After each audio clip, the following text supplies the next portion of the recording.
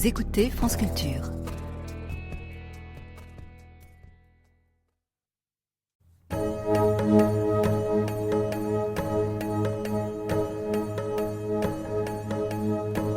Histoire du bouddhisme par Olivier Germain-Thomas.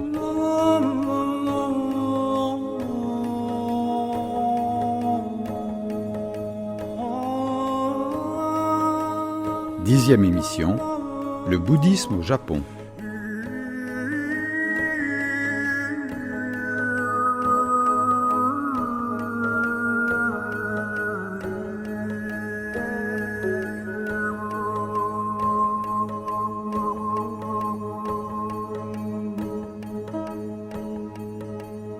Au printemps de l'au-delà du temps, l'arbre desséché fleurit.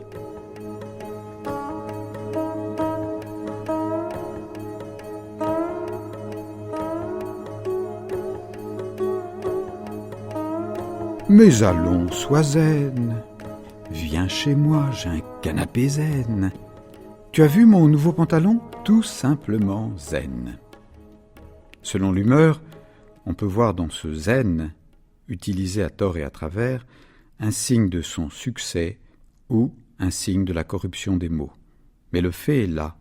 Pour beaucoup en Occident, le bouddhisme s'est confondu avec le zen, qui se confond avec n'importe quoi.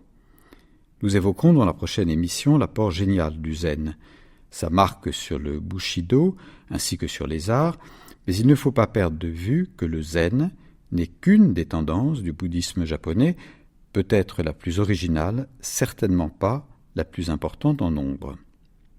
3 remarques générales d'abord. 1. Dans les premiers siècles de son implantation au Japon, le bouddhisme japonais sera profondément marqué par le bouddhisme chinois, soit à travers la Corée, soit par un accès direct, quand des moines japonais iront en Chine chercher des enseignements, comme les pèlerins chinois d'ailleurs se rendaient en Inde pour y recueillir méthodes et textes. Le Japon, lui, découvre un bouddhisme de langue chinoise filtré par l'Empire du Milieu, même si quelques maîtres ont fait l'effort d'apprendre le sanskrit. Que de montagnes, de déserts, de mers et de siècles séparent les sermons, les règles monastiques et les spéculations inscrites dans la triple corbeille de la magnifique efflorescence du bouddhisme en terre nippone, sources chinoises qui seront peu à peu japonisées. 2. Aussi bien à l'arrivée du bouddhisme qu'aujourd'hui, les montagnes et les brumes japonaises sont emplies de kami, mot que l'on peut traduire par esprit. Les kami de la nature, kami des légendes, kami des morts, qui influencent la vie et les rêves. Le Shinto, Shin, esprit, To, c'est le Tao chinois, qui veut dire la voix, est la véritable religion japonaise, avec en son centre Amaterasu, la déesse du soleil, représentée par un miroir qui le plus souvent doit demeurer caché au cœur des sanctuaires. Miroir de sa splendeur, miroir des souffles de la nature. Impossible de comprendre le Japon si l'on ne sait que les arbres, les cascades, les pierres sont pleines d'âme. Jusqu'à l'ère Meiji, le bouddhisme et le Shinto resteront intimement mêlés. 3. Contrairement à la Chine, dont l'administration était régulièrement reprise en main par une nouvelle dynastie, le Japon est resté longtemps divisé, l'empereur ayant surtout un pouvoir honorifique.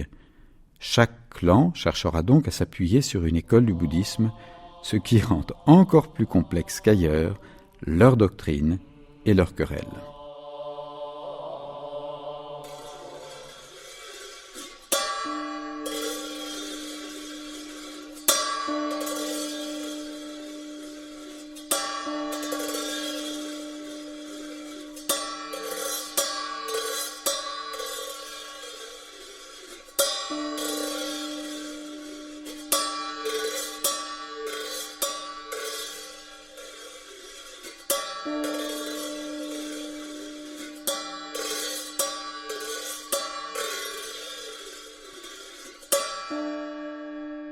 La date généralement retenue de l'arrivée du bouddhisme sur l'archipel est 538, soit un millénaire après la vie de Gautama. Un roi coréen aurait envoyé à l'empereur du Japon une statue du Bouddha ainsi que des sutras, accompagnés d'une lettre. Cette doctrine est, parmi toutes les doctrines, de beaucoup la meilleure, mais elle est difficile à comprendre.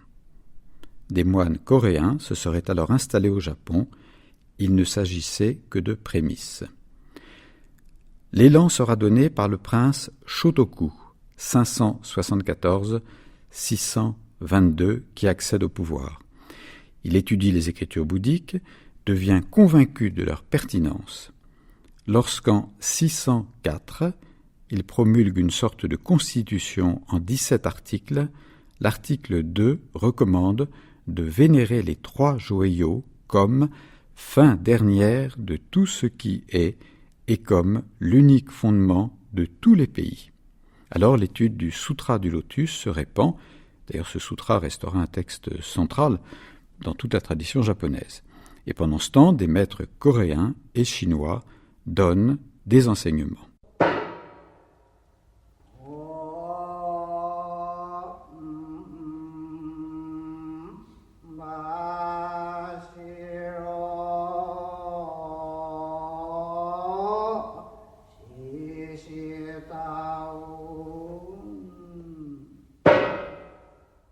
Au 7e siècle, la capitale est Nara. Elle se couvre de temples et de monastères bouddhiques qui pratiquent plusieurs écoles qui restent liées au Shinto. Bouddha, Bodhisattva et Kami sont vénérés d'un même élan afin qu'ils protègent le pays. Pendant la période suivante, dite de Heian, Kyoto devient la capitale, du 9e siècle à la fin du 12e. Alors à ce moment-là, 2 écoles prendront une importance particulière, le Tendai et le Shingon. Le Tendai, terrasse céleste, sera fondé au Japon par Saicho sur un mont au-dessus de Kyoto. Comme son rayonnement était grand, l'empereur l'autorisa exceptionnellement à se rendre en Chine pour parfaire ses connaissances. Il étudia plusieurs écoles, notamment celle du Chan, qui devient le Zen au Japon, mais son choix se porta sur le Tendai, du nom de la montagne chinoise où il séjourna. Revenu au Japon, il resta avec ses élèves dans une nature propice à l'étude et à la méditation. Il aurait écrit plus de 160 ouvrages. Après sa mort, en 822, ses disciples répandirent son enseignement. Kukai, océan de vacuité, 774-835, était le fils d'un haut fonctionnaire et à ce titre destiné à la voie administrative. Il étudia donc le confucianisme, mais touché par une révélation intérieure, devint ascète errant dans les montagnes. Il aurait alors connu un mini-satori, un éveil. Il reprit ses études en approfondissant le taoïsme et le bouddhisme avant de s'embarquer lui aussi pour la Chine en même temps que Saicho. Il séjourna dans des temples, apprit le sanskrit et reçut de nombreuses initiations dont les plus importantes provenaient du tantrisme.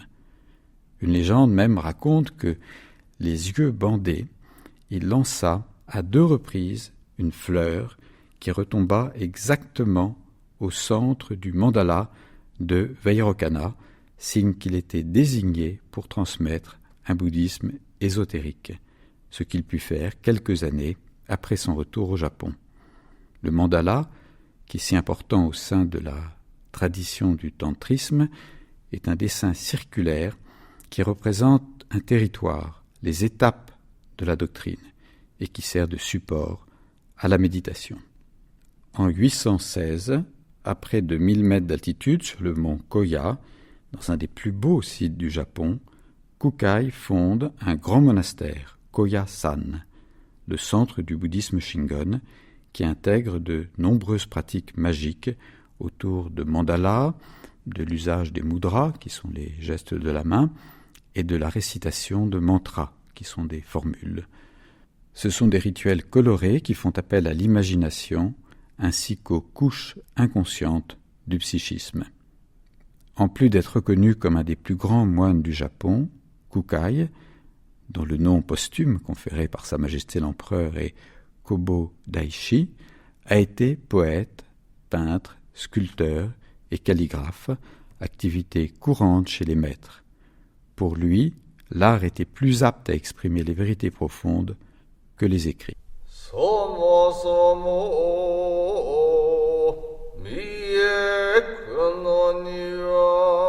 Près de 2000 temples avaient été bâtis à Kyoyasan. Il en reste actuellement 120 sur cette montagne sainte. La présence de couples enlacés représentés sur des peintures ou des statuettes appelle une réponse. Le moine qui me guide est vraiment là de la donner. C'est une image de la félicité, rien de plus. Jamais notre voix ne s'est servie de pratiques sexuelles, jamais. Moi. Et pourtant les textes tantriques en Inde sont clairs à ce sujet. Lui, laissez cela. Nous menons une vie très réglée. Voici votre chambre. Vous pourrez suivre tous nos rituels. Rien n'est secret ici. Réveillé par des coups de gong au milieu de la nuit, je quitte le temple de Sojo Shin-in où je loge. Après être passé sous un torii, qui est le portique d'entrée de tous les sanctuaires shinto et que le bouddhisme a intégré, j'avance sur l'allée du cimetière qui conduit au mausolée où les moines récitent les prières en souvenir de Kukai. Les grands arbres sont des piliers de cathédrale. Les stèles, sur le bord du chemin, rappellent les morts confondus avec la paix nocturne. Les lanternes de pierre font jouer les ombres sur la terre où nos pas nous conduisent vers la lumière, tandis que s'élève la psalmodie des sutras. Est-ce la voie du détachement ? C'est certainement une voie sacrée où la nature, les champs et les morts nous émerveillent et peut-être, qui sait, un jour, nous éveillerons.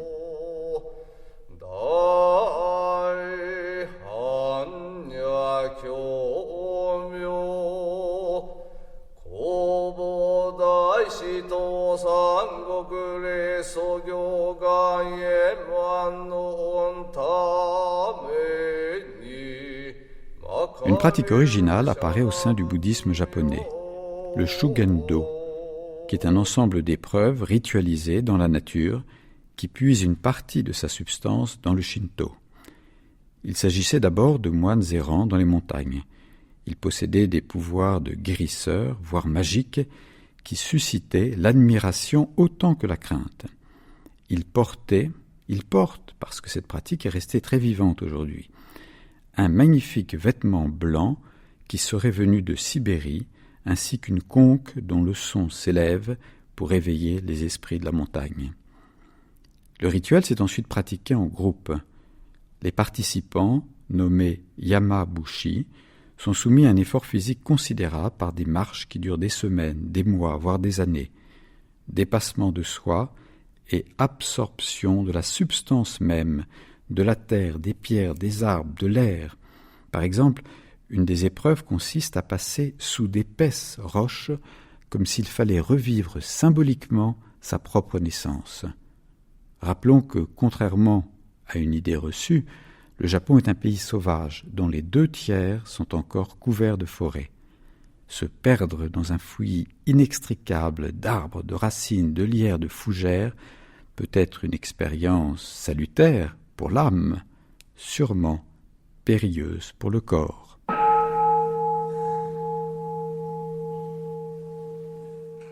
XIIIe siècle, début du XIVe. Voici l'époque guerrière de Kamakura, avec l'épanouissement de nouvelles écoles, la terre pure et le Chan, zen, déjà rencontrés en Chine, ainsi que l'école du moine Nichiren. Terre pure ou amidisme se fonde sur l'existence d'un paradis de l'Ouest promis par le Bouddha Amitabha, Amida en japonais. Il est avant tout demandé aux adeptes un acte de foi qui s'exprime par la récitation de la plus simple des formules, le Nembutsu, Namu Amida Butsu. Le zen a séduit la nouvelle classe des guerriers dans un Japon soumis à d'incessantes luttes entre les seigneurs. Il deviendra l'école la plus raffinée qui marquera très profondément la vie artistique japonaise. Il se divisera entre deux principaux courants, le zen Soto et le zen Rinzai.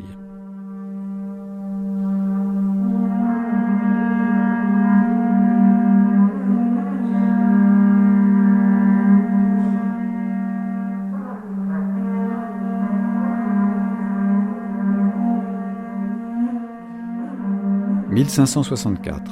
Irrité par la puissance des monastères, le chef militaire, Oda Nobunaga, lance une campagne de destruction des temples bouddhiques. Mais avec la période d'Edo, Tokyo, qui s'étend du début du XVIIe siècle jusqu'à l'ère Meiji en 1868, les Tokugawa favorisent un renouveau du bouddhisme, mais en le contrôlant. Conscient du risque qu'une éventuelle colonisation occidentale atteigne le Japon, après avoir soumis les Indes, l'Indochine, une partie de la Chine, l'Indonésie, les Philippines, etc., l'élite japonaise, autour de l'empereur, choisit une occidentalisation à marche forcée, après 3 siècles de fermeture. C'est l'ère Meiji, qui en contrepartie s'appuie sur le Shinto. Les lieux des cultes qui jusqu'alors étaient confondus doivent se séparer.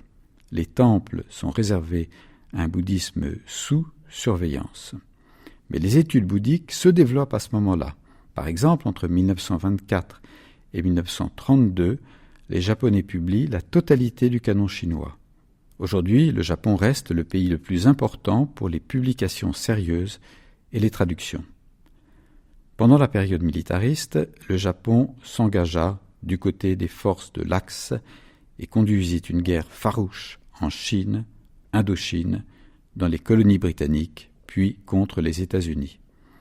Beaucoup de centres bouddhiques, notamment au sein du Zen, hélas, succombèrent à la tentation de soutenir le régime afin de retrouver de l'influence.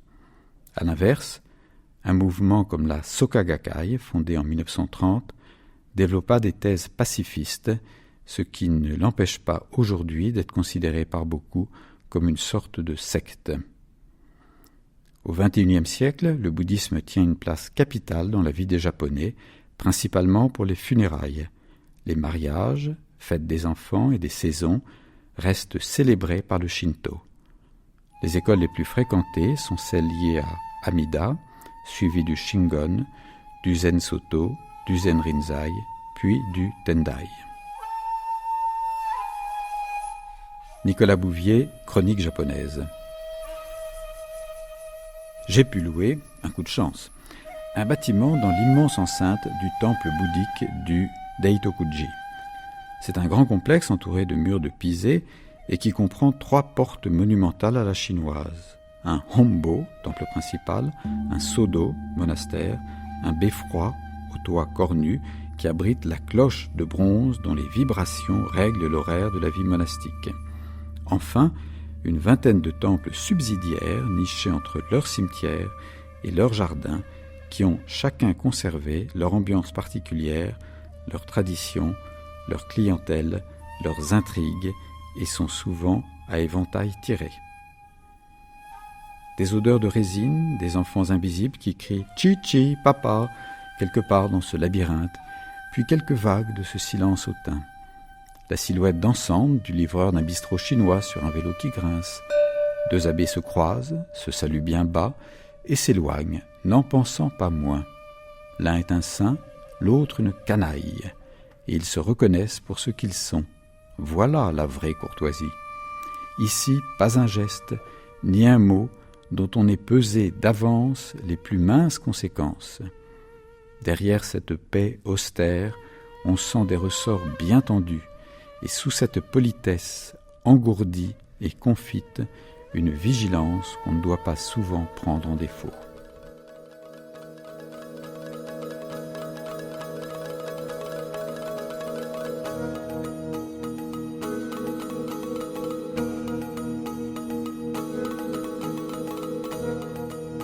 C'était Histoire du bouddhisme par Olivier Germain-Thomas, une émission en partenariat avec le Monde des religions. Prise de son et mixage, Michel Mestre et Benjamin Vignal.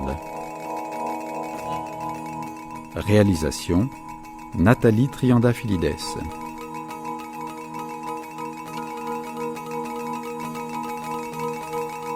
Nous nous retrouverons le lundi 16 juillet à 13h30 pour une émission consacrée au zen.